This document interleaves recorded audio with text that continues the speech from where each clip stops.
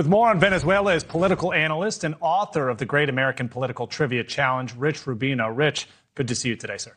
Good to see you as well. Rich, what does both the near and the distant future of Venezuela look like to you, and how do you think that might differ than what President Trump is visioning? Yeah, it's very interesting because I think that in terms of what's going on right now, we really don't know what the future is going to be for Venezuela, how they're going to respond to the U.S. essentially having hegemony over Venezuela, who the new leader will be. Will it be the current vice president? Will she continue in power? We really don't know. I think from the U.S. perspective, there certainly is debate on both sides of the aisle. And I think that you have a scenario where the Democrats almost universally are opposed and the Republicans are almost universally very much in favor of the invasion, with some exceptions like the libertarian right, for example. Yeah, I heard an analyst say earlier today what happened over the weekend was the easy part, so to speak. Yes. What comes next really is where it becomes difficult. Let's turn our conversation to Secretary of State Marco Rubio's role in this. Let's take a listen to what he said yesterday about U.S. foreign policy. Mm-hmm. And I hope what people now understand is that we have a president. The 47th president of the United States is not a game player.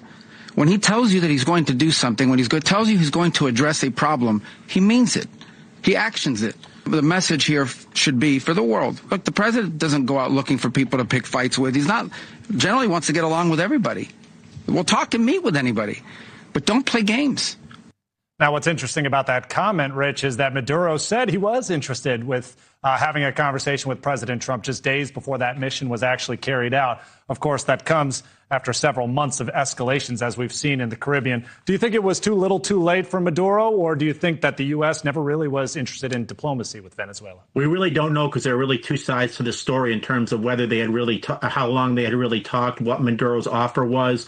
But it's interesting because Trump, when he ran both in 2016 and in 2024, ran as basically a non-interventionist, somebody who did not support foreign interventionism. I think that when you listen to Mr. Rubio here, he's basically replaying that playbook by saying that, yes, the president essentially wants peace. He wants to negotiate with countries, but that if you cross them, they will essentially use all military means or all measures necessary, or by any means necessary, I guess, to a certain degree. So he's still kind of defending Donald Trump, and I think that Donald Trump, to a certain degree, we don't know whether he is still that non-interventionist or whether he sees his second term as being basically permeated by interventionists overseas. There's even some talk now that perhaps the United States may even intervene in other countries as well, perhaps even Cuba. So right. It's very much an interesting analysis here. Yeah, I'm glad you brought up Cuba, because Marco Rubio did bring that up at yesterday's press conference as well. Let's listen to that.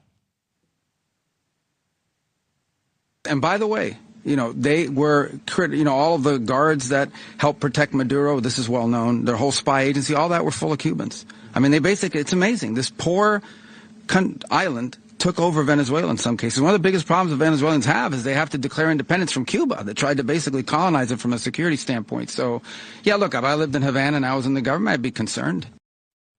All right, what do you make of that? Was that a warning directly to the Cuban government?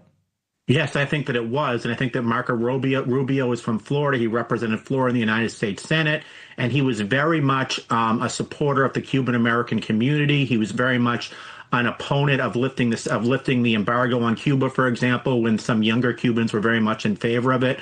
But I think this is very reminiscent of 1983, when the United States invaded Grenada, in part because of the influence of Cuba.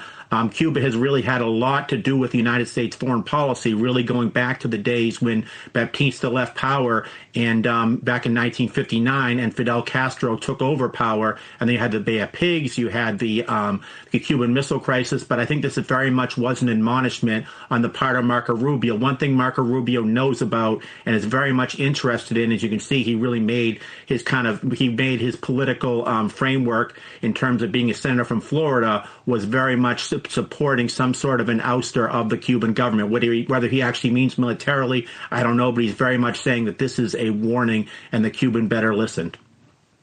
Let's talk a little bit quickly about the mixed reactions that we're hearing in terms of Venezuela's overall cooperation. The Trump administration, they've been pretty vague about what that transition plan might look like. President Trump, however, said the interim president is cooperating. At the very same time, we're hearing her almost immediately condemn the U.S. actions. How should Americans be interpreting these mixed messaging that we're hearing? And almost also on top of that, is it possible that the Trump administration really hasn't seen this all the way through in terms of what comes next? I think that there is a reason for Americans to be very incredulous on that. They certainly saw what happened in Iraq when there wasn't really a plan for what happened during the de-Baathification and when Saddam Hussein was outed in terms of what the successor regime would look like. I think it's very similar what's going on in Venezuela.